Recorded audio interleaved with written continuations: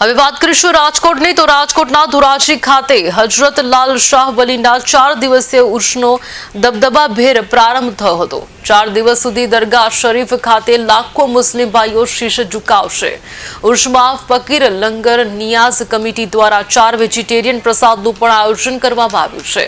પ્રથમ દિવસે દરગાહ શરીફ ખાતેથી ખાદિમ દરગાહની ઉપસ્થિતિમાં ઢોલ નગારાના નાદ સાથે વિશાળ સંદલ શરીફ નીકળ્યું, જેમાં વિશ્વવિખ્યાત જાંબુરના સિદ્દી બાદશાહના આદિવાસી નૃત્ય અને લોકોના આકર્ષણનું કેન્દ્ર જમાવ્યું હતું।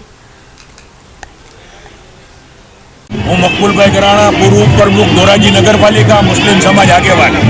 આજ રોજ કાલથી ઉર્સ ચાલુ થવામાં લાલ સભાપુનો ચાલુ થઈ ગયેલ છે। 12 તારીખથી લઈને 15 તારીખે મંગળવારના દિવસે સત્રીનો દિવસ મનાવવામાં આવે છે। જે સત્રીના દિવસે લોકો કેટલા દૂરથી પદયાત્રા કરીને લાલ સભાપુની દરગાહે શીશ ઝુકાવવામાં આવે છે। આ કોમી એકતાનો પ્રતીક છે। આ પુરુષ અને હિન્દુ મુસ્લિમના હજારોની સંખ્યાના અંદર માણસો દરગાહે શીશ ઝુકાવે છે અને આ ઉર્સ દરમિયાન અહીંયા લોકમેળાનું આયોજન નાલબંધ ગ્રુપ તરફથી કરવામાં આવ્યો છે। યાસીનભાઈ નાલબંધ સમસ્ત સુન્ની મુસ્લિમ સમાજના પ્રમુખ તથા એજાજભાઈ નાલબંધ, અબ્દુલભાઈ નાલબંધ, મોહમ્મદ કાસિમ ગરાણા, ઇમરાનભાઈ ગરાણા, સબીર હાજી ગની ગરાણા, મુન્નાભાઈ તથા રિફાઈ કન્સ્ટ્રક્શનના અનવર શાહ, હાજી ઇબ્રાહિમ શાહ રફાઈસીઓ તે 4 દિવસ ઉર્સના અંદર હાજરી આપશે અને મોટી સંખ્યાના અંદર લોકો આ ઉર્સનો લાભ લે છે।